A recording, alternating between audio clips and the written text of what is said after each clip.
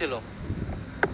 মানে স্পিকার, বিরতির ঠিক আগে সরকার দলীয় মাননীয় একজন সংসদ সদস্যের বক্তব্যকে ঘিরে যে অনাকাঙ্ক্ষিত পরিবেশ এবং বিশৃঙ্খল পরিস্থিতি এখানে তৈরি হলো, যদিও আপনি তার বক্তব্যের সেই অংশটুকুকে এক্সপান্স করেছেন, এই জন্য আপনাকে ধন্যবাদ জানাই। কিন্তু এই বিষয়ে আমাদের বক্তব্য আছে। আপনার কাছে অনুরোধ যে আমাকে 2 মিনিট সুযোগ দেওয়ার জন্য।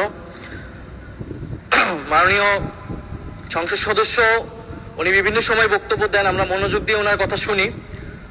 ওনার বক্তব্যে সূক্ষ্ম রসবোধ, ইতিহাস চেতনা সবকিছুই আমরা গভীরভাবে।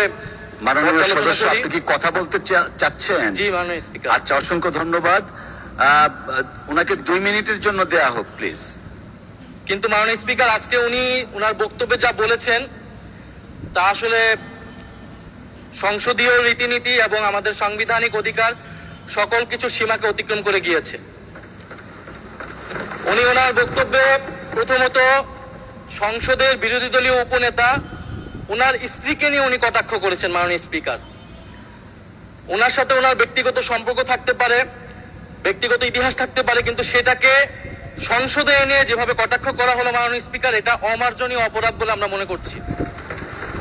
দ্বিতীয়ত, উনি বিরোধী দলের মহিলা এমপিদের, আমাদের নারী সংসদ সদস্যদের তাদের পোশাক নিয়ে যে ধরনের কথা বললেন, তাদের ধর্মীয় স্বাধীনতাকে হরণ করার সম্পর্কিত যে ধরনের বক্তব্য দিলেন, এটাও মাননীয় স্পিকার আমরা মনে করি একটা অমার্জনীয় অপরাধ। প্রত্যেকটা ব্যক্তির গণতান্ত্রিক রাষ্ট্রে তার ধর্মীয় স্বাধীনতা রয়েছে, পোশাকের স্বাধীনতা রয়েছে।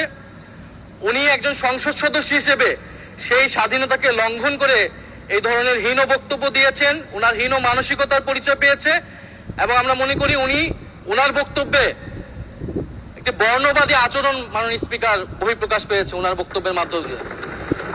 ফলে আমরা আশা করব ভবিষ্যতে এই ধরনের বক্তব্য আমরা কোন সংসদ সদস্যের কাছ থেকে যাতে এই ধরনের বক্তব্য মহান এই জাতীয় সংসদে আর উচ্চারিত না হয়। মাননীয় স্পিকার, আপনাকে ধন্যবাদ। ধন্যবাদ মাননীয় সদস্য।